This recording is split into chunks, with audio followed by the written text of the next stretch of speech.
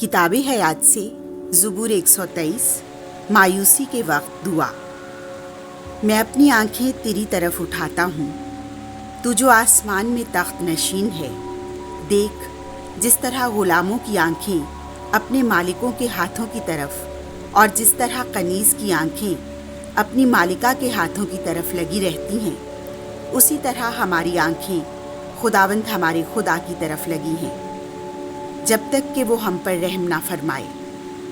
हम पर रहम कर ए खुदावंद, हम पर रहम कर, क्योंकि हम हकारत से खूब सैर हो गए हैं, आसूदा हालों के तमस्खुर और मगरूरों की हकारत से हमारी जान खूब सैर हुई है।